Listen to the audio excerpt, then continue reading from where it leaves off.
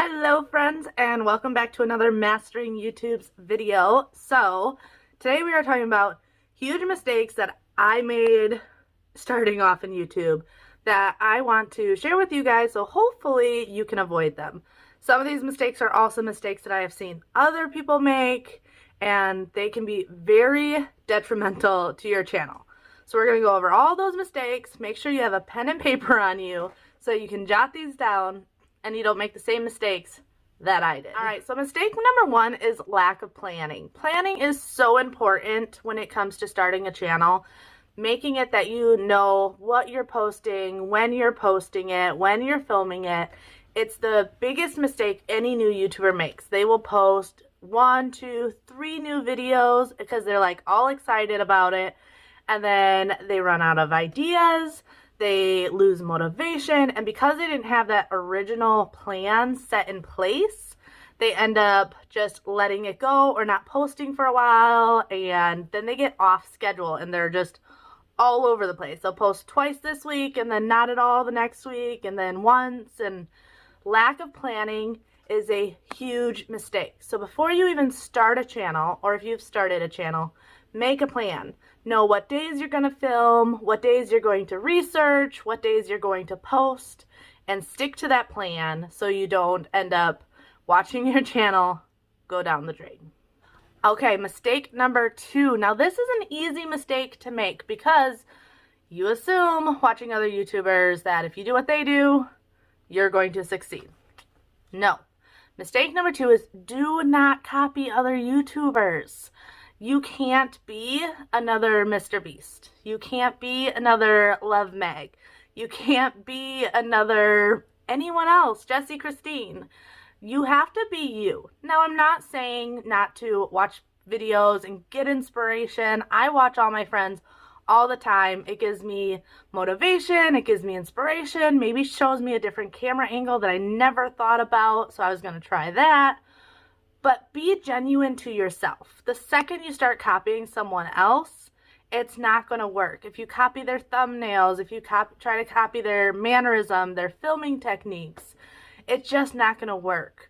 It's definitely something I try doing because I'm like, oh, she's doing it, it's working, let's try that. Be authentically yourself because no one can be you, and people don't want to watch two of the same people. We don't need two to vacuum and do us parts in this world.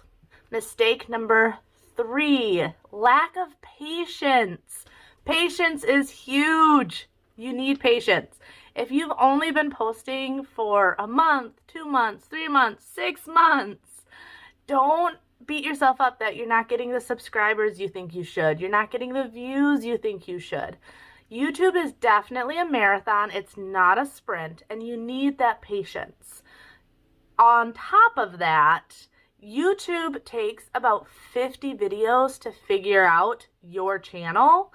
So posting 2, 3, 4 videos, now there's an exception to every rule, and there are some unicorns out there that have exploded with just one video, but it's not common. So have patience, because not only is it going to be something that's just not attainable, but you're going to ruin your mental state by comparing yourself to others and not giving yourself that time to blossom in YouTube.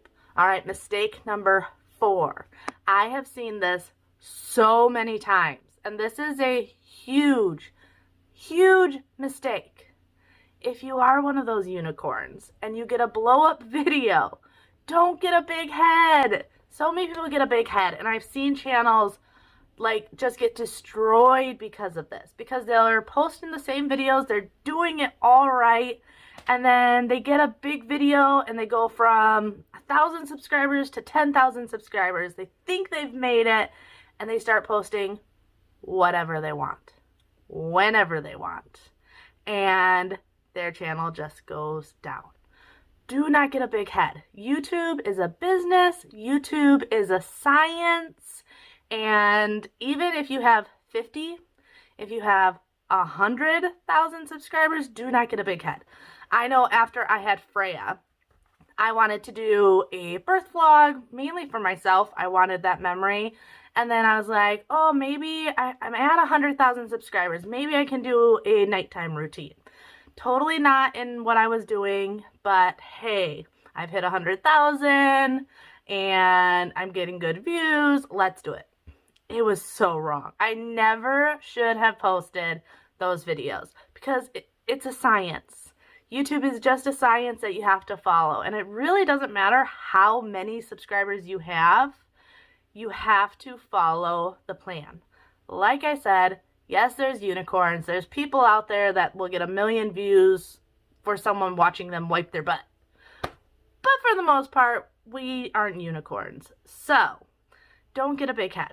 Because the second you do that and the second you think you can do whatever you want, you're going to destroy your channel and you're going to destroy your analytics. And it takes a while to build yourself back up when you do that. Mistake number 5 is not being consistent.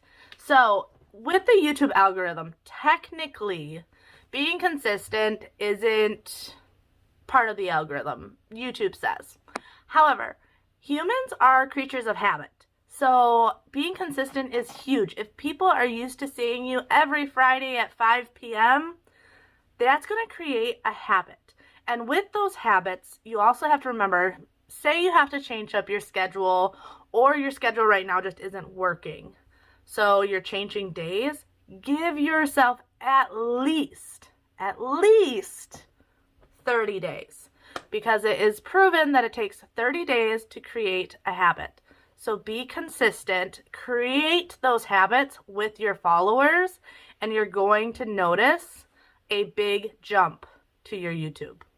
Mistake number 6 is lack of channel focus. I know I talk about this all the time, niching down and having channel focus, but you guys, it is so important to have a focus to your channel. The biggest question I get on my Instagram, especially lately, is I'm a mommy channel. For all you girls out there that are mommy channels, here's the issue. Don't think of it as a mom, because us as moms, we're doctors, we are negotiators, we are chefs, we are literally everything. We are maids. So that's not really realistic in the world of YouTube. So you have to figure out what of our mommy jobs you want to focus on, because you can't focus on all of them. Think of it more of like a 9 to 5. If you go work at, I don't know, a hospital, you usually have a specific task. One doctor doesn't handle everything. You have surgeons, you have specific people that are ear, nose, throat doctors, you have pediatricians, you have NICU doctors, you have ER doctors, but they're specific.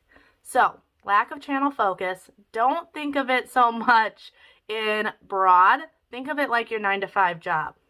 Think of it of what is your specific duty here on YouTube. All right, so number 7 is audio levels. This is something I see all the time with videos that have music and talking. This is something that I see with Instagram. How many times are you listening to Instagram and then the story you're listening to is super quiet, so you've turned your volume all the way up so you can actually hear what they're saying, and then the next one's an ad and it's blaring? That is so annoying, and I see this on YouTube videos as well. So make sure when you're handling your audio that maybe have a headset in, or just really listen.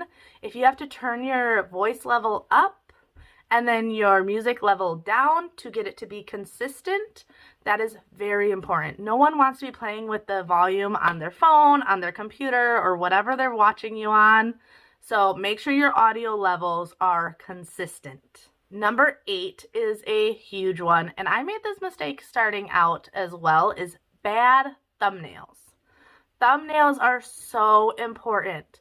So once you've played with editing, once you played with filming, before you ever post a video, research thumbnails, look at them, figure out why they're catchy. really, really, really do your research on thumbnails and practice your thumbnails as much as you practice your editing, because thumbnails are so important. If people aren't clicking on your video, does not matter how good your video is. All right, mistake number 9 is not knowing your audience. Who are you trying to attract? If you're trying to attract everyone, you're not going to attract anyone. So know your audience.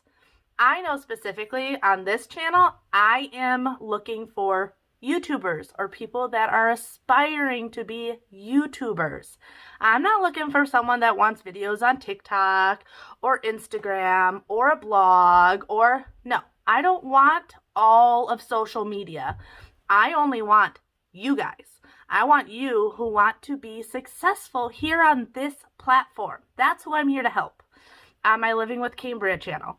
I am focused on, now don't get me wrong, I'm sure there's other people, but my audience, the people I try to talk to and relate with are people similar to me, moms with kids and lives like that can relate to someone like me. I'm not looking for the 40-year-old dad or the 13-year-old kid.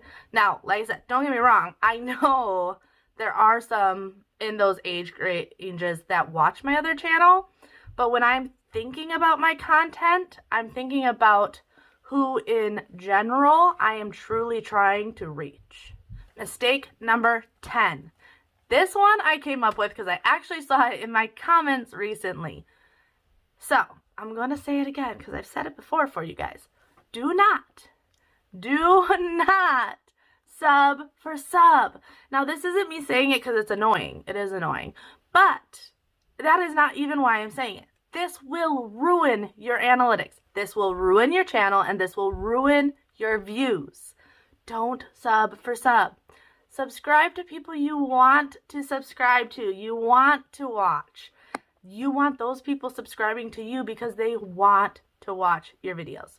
If you have 1,000 subscribers and none of them are watching your videos because you just sub to them so they sub to you, then when YouTube sends out a notification to your subscribers and they don't click it, that just tells YouTube this is a bad video, so let's not show anyone else. So do not sub for sub. Build your community, yes, but do not sub for sub. If you're going to subscribe to someone, really invest time into that channel. Leave comments, leave likes, be a real viewer, and then those people will possibly come over to your channel and give you the same watch time, the same interaction that you are giving them. And that's what you want. You don't want a sub for sub.